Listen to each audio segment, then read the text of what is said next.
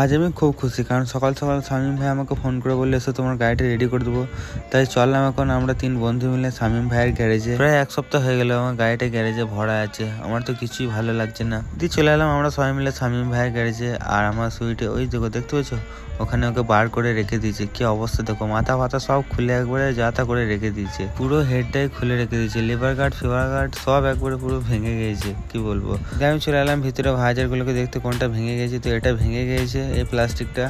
আর এই যে এটা দেখছো, এই খাঁচাটা হচ্ছে সামনের পুরো ভাইজার গুলোকে ধরে রেখে দেয়, এটা পুরো ব্যান্ড পড়ে গেছে। তো আর এই যে প্রজেক্টরটা দেখছো সেট করা আছে, এটা নতুন খাঁচা, এটাকে সেট করা হবে। আর এই যে ভাইজারটা দেখছো, এটা নতুন ভাইজার, ডিআলটা সেট করা আছে দেখতে পেয়েছো, আগেটা ভেঙে গেছে, এটা নতুন। তারপর আমি বেরিয়ে পড়লাম এই সামনের ভাইজারটাকে নিয়ে নিগঞ্জ যাওয়ার জন্য, কেননা আমি আগে যে লাইটের মডিফিকেশন গুলো করেছিলাম, তো সেটার হোলসটা করতে আমি চলে এলাম নিগঞ্জ রাইস ভাইয়ের দোকানে।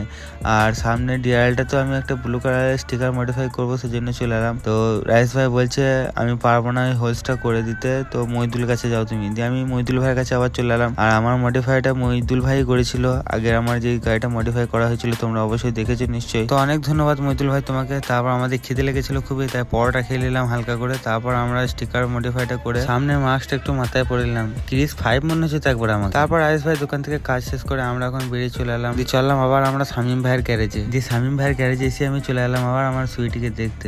এর প্রতি আমার টানটাই আলাদা, কি বলবো তোমাদের। এ বাড়িতে নাই তেমন হচ্ছে, বউ বাড়িতে নাই। গ্যারেজ থেকে বেরিয়ে এসে আমরা চললাম মাথরুন, চলে এলাম বাসির ভাইয়ের দোকানে। এখানে একটা 5 টাকা দামের কাঁচা আমের আইসক্রিম নিয়ে খেয়ে নিলাম। দিয়ে একটা ঠান্ডা চম্পা কলা খেয়ে একটা চশমা কিনে বেরিয়ে চলে এলাম বাসির ভাইয়ের দোকান থেকে। দিয়ে বিকেলে আবার শামীম ভাইয়ের কাছে গেলাম। শামীম ভাই বললে একটা আর্জেন্ট কাজ আছে ভাই, দিতে পারলাম না আজকে, তো তোমাকে কালকে অত অবশ্যই আমি গাড়িটা দিয়ে দেবো। কি আর করবো, মন খারাপ করে 2 বন্ধু মিলে সাইকেল নিয়ে বেরিয়ে পড়লাম একটু ঘুরতে। দিয়ে বরকত ভাইয়ের দোকানে এসে এক কাপ চা খেতে খেতে আজকে মিনি ব্লগটা শেষ করলাম।